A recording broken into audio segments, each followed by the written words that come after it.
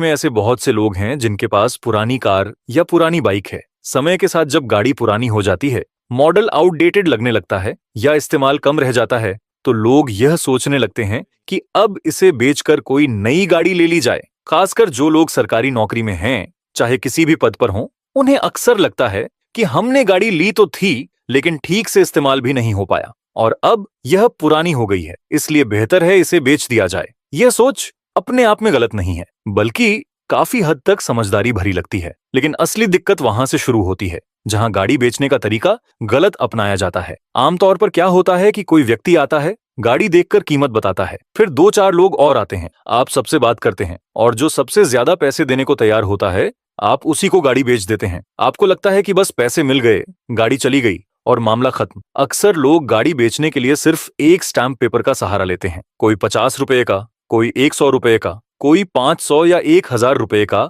Stamp paper ले आता है। उस पर लिख दिया जाता है कि आज गाड़ी, नंबर, मॉडल इतने पैसों में फलां व्यक्ति को बेची जा रही है। 1-2 लोग गवाह बन जाते हैं, खरीदने वाला साइन कर देता है, पैसे दे देता है और आप निश्चिंत हो जाते हैं कि गाड़ी अब हमारी नहीं रही। यहीं पर सबसे बड़ी और खतरनाक गलती हो जाती है, क्योंकि जब आपने गाड़ी खरीदी थी तब उसका रजिस्ट्रेशन यानी आरसी किसके नाम पर था? आपके नाम पर। गाड़ी का पीयूसी सर्टिफिकेट किसके नाम पर बना? आपके नाम पर। गाड़ी का चेसिस नंबर और इंजन नंबर किसके नाम से दर्ज है? सब कुछ आपके ही नाम पर दर्ज है। सरकार के रिकॉर्ड में, आरटीओ के रिकॉर्ड में और सिस्टम में वह गाड़ी आज भी आपकी ही मानी जाती है। आपने सिर्फ एक स्टैम्प पेपर पर लिखकर गाड़ी दे दी और मन में यह मान लिया कि अब गाड़ी से हमारा कोई लेना देना नहीं है। आपने नई गाड़ी भी खरीद ली और सब कुछ ठीक ठाक चल रहा है। लेकिन असली परेशानी तब शुरू होती है जब वह व्यक्ति जिसे आपने गाड़ी बेची है, उस गाड़ी को कैसे इस्तेमाल कर रहा है, यह आपके हाथ में नहीं रहता।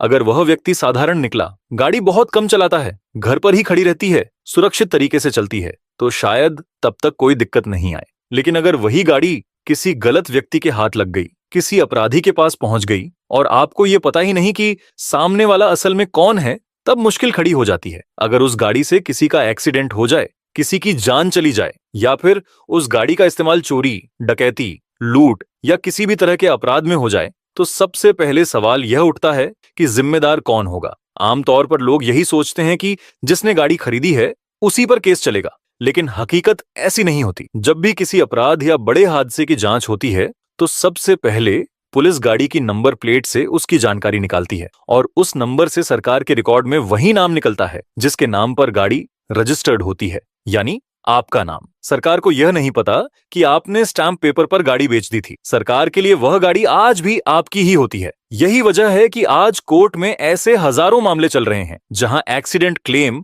या डेथ क्लेम के नोटिस सीधे उस व्यक्ति को भेजे जाते हैं जिसने सबसे पहले गाड़ी खरीदी थी। कई बार वह व्यक्ति सरकारी नौकरी में होता है या कोई शांत जीवन जी रहा होता है और अचानक उसे कोर्ट से नोटिस मिल जाता है। वह हैरान हो जाता है कि हमने तो कोई अपराध किया ही नहीं, फिर हमें नोटिस क्यों आया? यह कोई गलती से भेजा गया नोटिस नहीं होता। नोटिस बिल्कुल सही व्यक्ति को ही जाता है, क्योंकि गाड़ी कानूनी रूप से उसी के नाम पर रजिस्टर्ड होती है। स्टैम्प पेपर को कोर्ट वैट ट्रांसफर डॉक्यूमेंट नहीं मानती। अब यहाँ एक और सच्चाई समझना जरूरी है। जब एक्सीडेंट में किसी की मौत हो जाती है और डेथ क्लेम का मामला बनता है, तो वहां जुर्माना 200 से 500 रुपए का नहीं होता। वहां रकम लाखों में होती है, 10 लाख, 20 लाख या उससे भी ज्यादा। अब सोचिए, अगर ऐसी स्थिति में आपके नाम से केस बन जाए तो आप क्या करेंगे? अगर आप बहुत पैसे वाले हैं, आर्थिक रूप से बहुत मजबूत हैं, तो शायद आप यह बोझ झेल लें। लेकिन अगर आप आम आदमी हैं, सीमित आमदनी वाले हैं, तो ऐसी गलती आपकी पूरी जिंदगी खराब कर सकती है।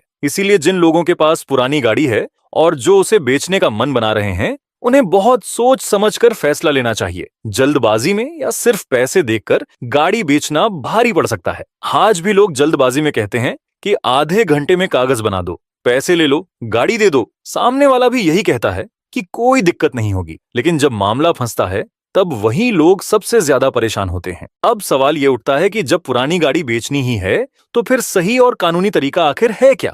तो दोस्तों, सबसे पहली और सबसे जरूरी बात यह समझ लीजिए कि गाड़ी बेचने का मतलब सिर्फ पैसे लेना और चाबी देना नहीं होता। जब तक गाड़ी आपके नाम पर रजिस्टर्ड है, तब तक कानून की नजर में उस गाड़ी के पूरे जिम्मेदार आप ही होते हैं। गाड़ी बेचने का सही तरीका यह है कि सबसे पहले आप जिस व्यक्ति को गाड़ी बेच रहे हैं, उसके साथ मिलकर आरटीओ, आरटीओ ऑफिस में ट्रांसफर की प्रक्रिया पूरी करें। इसमें सबसे अहम डॉक्यूमेंट होता है आरसी ट्रांसफर। जब तक आरसी आपके नाम से हटकर खरीदार के नाम पर ट्रांसफर नहीं हो जाती, तब तक आपको गाड़ी किसी को भी नहीं देनी चाहिए। आरसी ट्रांसफर के लिए आमतौर पर फॉर्म 29 और फॉर्म 30 भरे जाते हैं। ये दोनों फॉर्म गाड़ी बेचने और खरीदने से जुड़े सबसे जरूरी फॉर्म होते हैं। इनमें विक्रेता यानी आप और खरीदार दोनों के सिग्नेचर होते हैं। इसके साथ गाड़ी की पुरानी आरसी, वैध इंश्योरेंस, पॉल्यूशन सर्टिफिकेट और पहचान से जुड़े दस्तावेज भी लगते हैं। बहुत जरूरी बात यह है कि इंश्योरेंस ट्रांसफर भी साथ साथ करवाया जाए।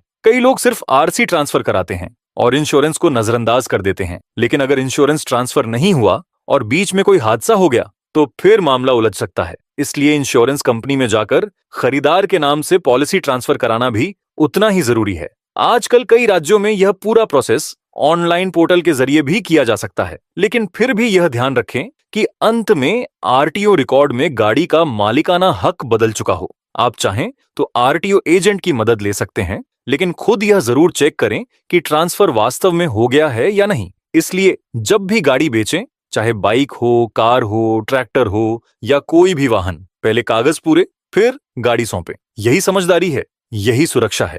अगर आपको यह जानकारी उपयोगी लगी हो तो वीडियो को जरूर लाइक करें, इसे अपने दोस्तों और परिवार वालों के साथ शेयर करें ताकि वे भी ऐसी गलती करने से बच सकें। और ऐसे ही जरूरी और काम की जानकारी के लिए चैनल को सब्सक्राइब करना ना भूलें। मिलते हैं अगले वीडियो में एक और जरूरी मुद्दे के साथ। धन्यवाद।